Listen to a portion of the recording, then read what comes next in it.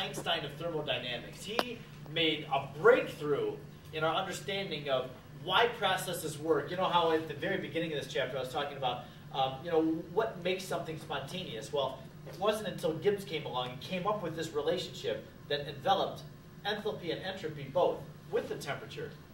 So he comes up with this definition of what is called free energy. It's given the symbol G for Gibbs, and that's Gibbs defined as the enthalpy minus the temperature times the entropy.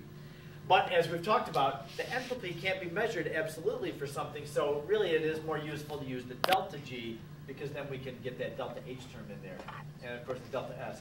You can have entropy by itself, but a delta S is fine for a process. So then we have this delta G expression. And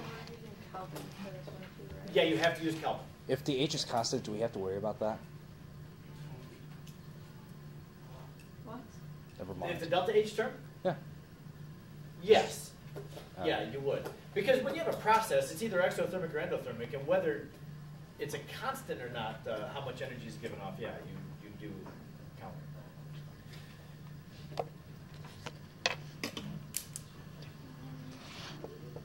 Some people ask sometimes, what does free energy mean? What do you mean by free energy? Why not just energy? Well, free energy is it's the amount of energy that's available for doing work by a process.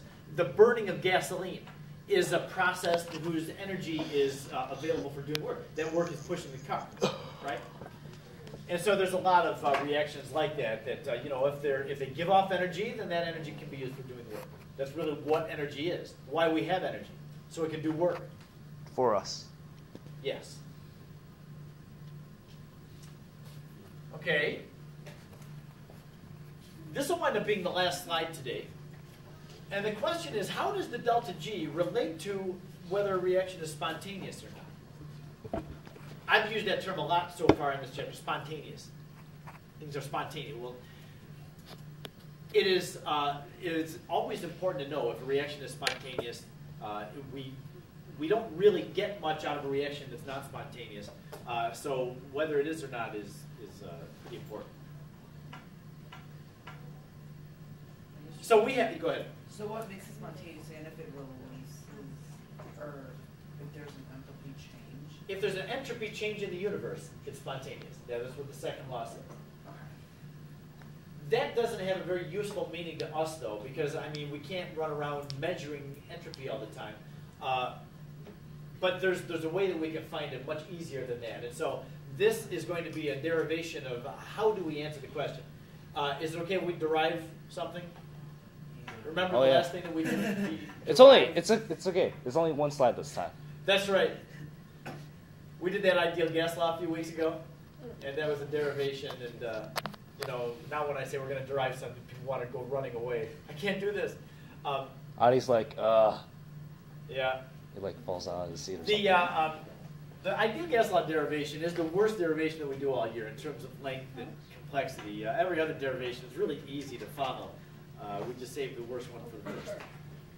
Got it out of the way. All right, I think you'll be able to follow this because we have the expression for delta G. Divide by T. He knows. If we take that expression and divide through by T, does that change the expression? Not by much. Oh, I don't know. You know where I'm going to go with this? Yes. When you divide delta H by T, that gives you entropy. Yes.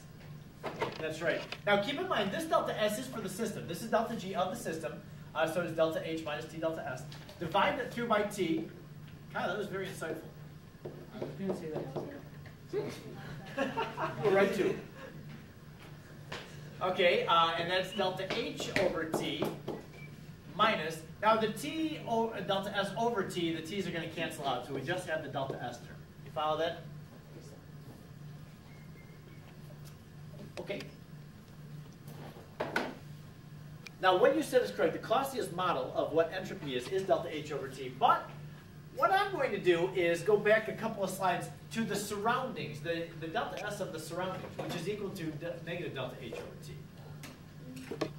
Oh. Yes. Good. So this term right here I'm going to replace this delta H over T with this one. I'm going to move that negative sign over there. Just call that negative delta S of the surroundings. Okay? And when I do that, it's going to look like this. Delta G over T equals negative delta S of the surroundings minus delta S of the system. Because that delta S originally was in the system. Yeah? Okay.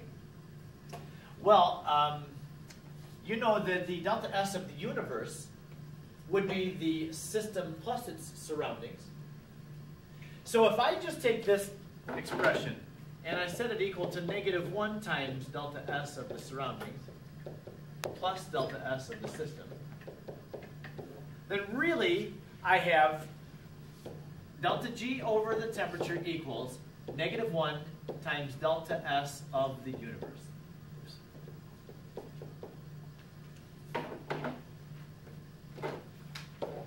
Oh, I didn't, sorry.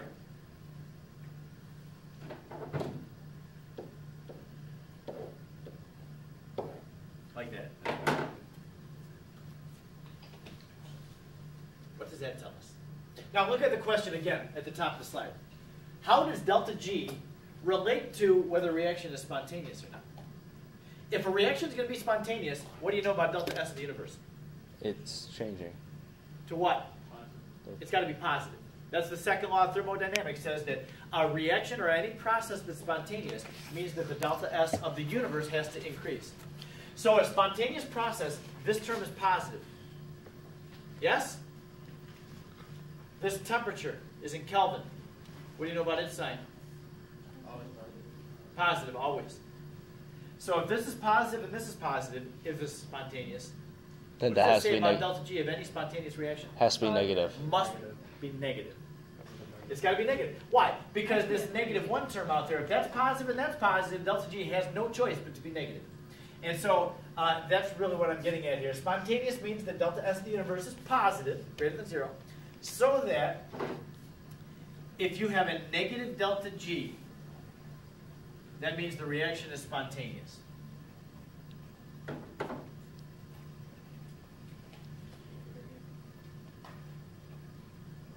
A spontaneous reaction will proceed, it will make products.